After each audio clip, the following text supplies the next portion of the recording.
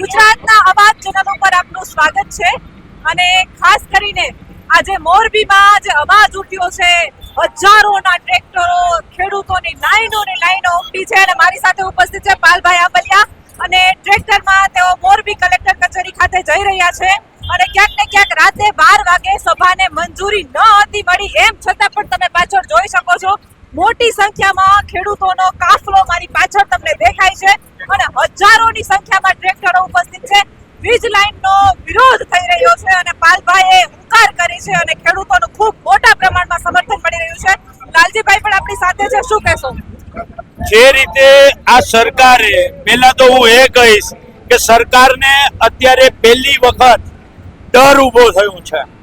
રવિવારે રાત્રે 8 વાગે કલેક્ટર ઓફિસ ખોલવી પડી, ખેડૂતોને એક ખેડૂતના નંબર ગોતીને ફોન કરવા પડ્યા, એમને વોટ્સઅપ કરવા પડ્યા.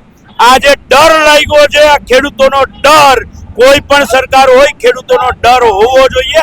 આ ડર અમને ગમ્યો છે, એ ડર હमें अच्छा लगा, એટલે અમે સરકારને કહેવા માંગીએ છીએ કે સરકાર શાનમાં સમજી જાઓ. આ જે રીતે રાજસ્થાન સરકારે માર્કેટ ભાવના 4 ગણા વળતરનો હુકમ કર્યો, એવી જ રીતે તાત્કાલિક હુકમ કરી દે, નહીતર આવનારા દિવસોમાં આ રેલો ગાંધીનગર પહોંચશે. કેટલા ટ્રેક્ટર છે પાલભાઈ?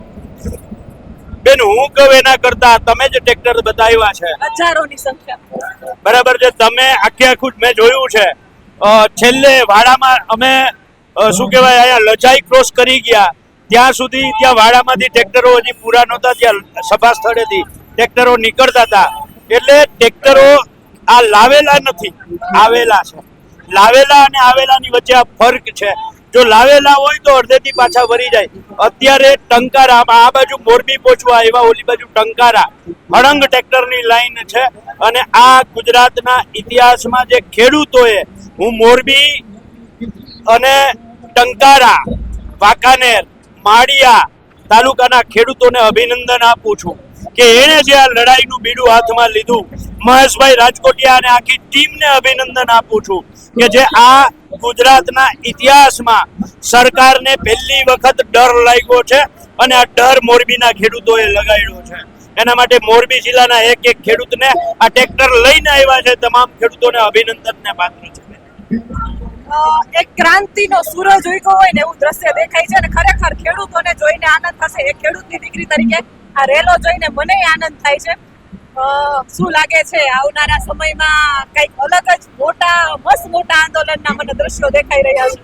બેન, જો ખેડૂતો દબાયેલી સ્પ્રિંગ છે, એને જાગૃત કરો, માર્ગદર્શિત કરો, કાયદાથી સંપૂર્ણ જ્ઞાન આપો.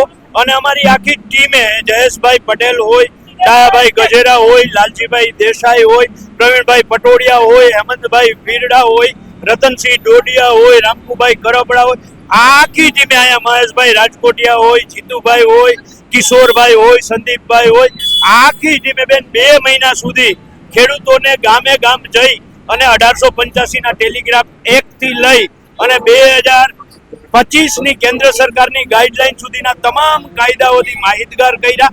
તમે જોયું હશે કે રાસનપર ગામની અંદર જે કંપનીવાળા દાદાગીરીથી કામ કરતા હતા, તો મહેશભાઈ રાજકોટિયાની ટીમે જઈને ત્યાં કામ બંધ કરાવડાવ્યું.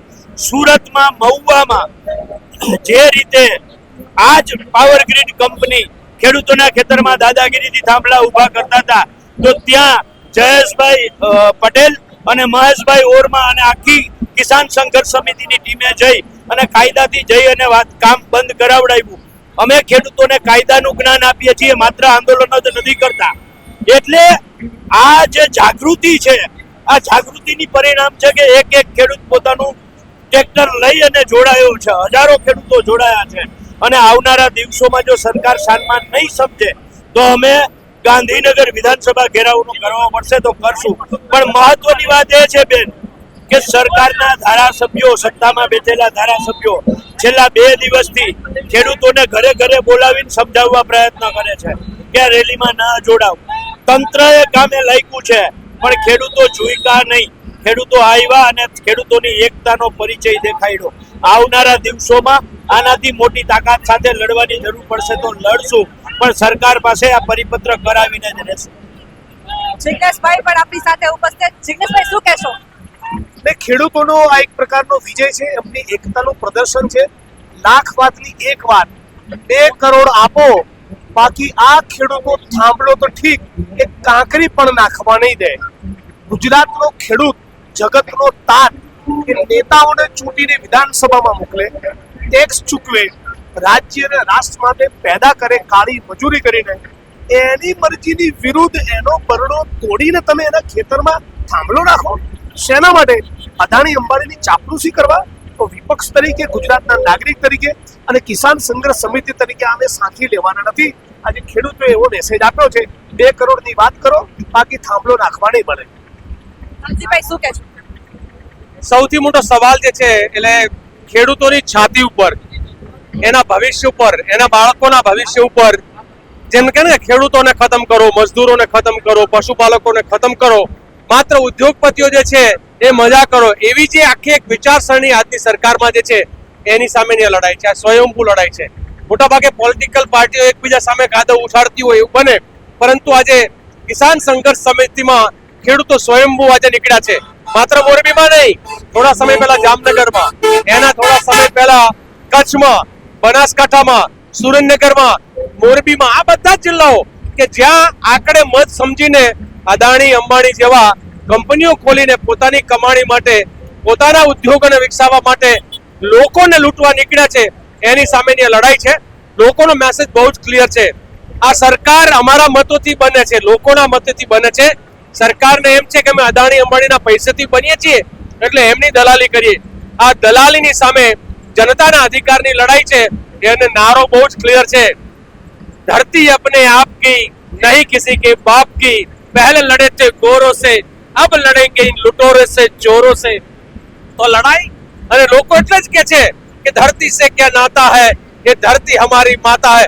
हमारी माँ સમાન ધરતીને કોઈ લૂંટવા આવે, લૂંટારાઓ, તો અમે નહીં સાંખી લઈએ. એ બહુ સ્પષ્ટ છે. અને આમ તો ઘણી વખત કહું છું, બધાનો ચાળો કરાય, પરસેવો પાળનાર હોય ને એનો ચાળો ના કરાય. ખેડૂત, મજદૂર અને પશુપાલક એ ઉત્પાદક છે, એ ધરતીમાંથી પેદા કરે છે, એનો ચાળો ના કરાય. ઉદ્યોગપતિઓના ચાળે ન ચડાય. સરકારે ચેતી જવાની જરૂર છે. સરકારે ચેતી જવાની જરૂર છે, લાલજીભાઈ કહી રહ્યા છે. અને પાછળ જે ખેડૂતોનો રેલો તમે જોવો છો, હજારોની સંખ્યામાં મોરબીમાં આજે ટ્રેક્ટરો ઉમટ્યા છે. અને ખાસ કરીને ખેડૂતો હવે જાગૃત થઈ રહ્યા છે. વીજ લાઈનનો ઠેર ઠેર વિરોધ થઈ રહ્યો છે. બસ જોતા રહો ગુજરાતનો અવાજ, અને ખાસ ચેનલને સબસ્ક્રાઇબ કરવાનું અને ફોલો કરવાનું ચૂકશો નહીં.